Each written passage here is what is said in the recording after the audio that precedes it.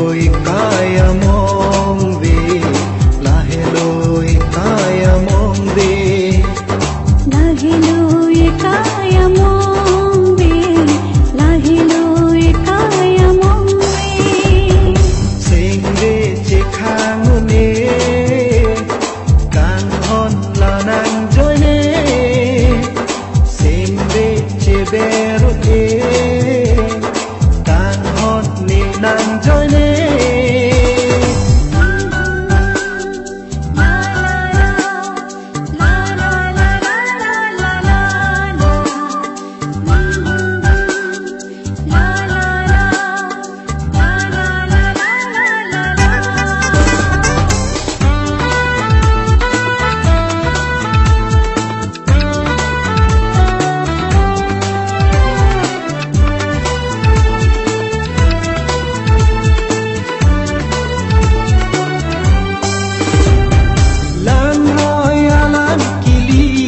son jini tuni kaho ho bole ngakrom kapre tame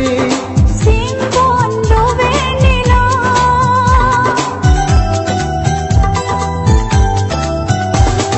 lan royalan kilia son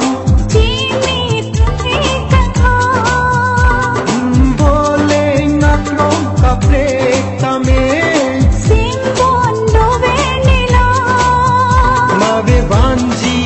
prana son son la si sing vi te khang nan chi kang on chi nan chi ra ve ke lo lo chi nan chi ra ve ke lo lo sing ve che khang ne kang hon la nan joy ne sing ve che beru e kang hon ne nan joy ne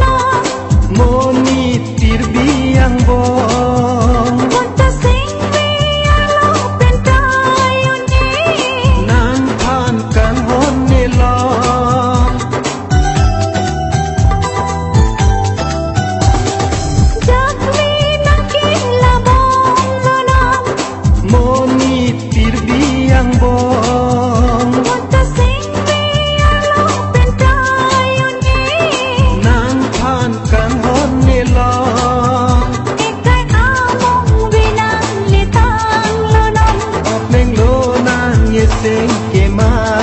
so kam ke nang ne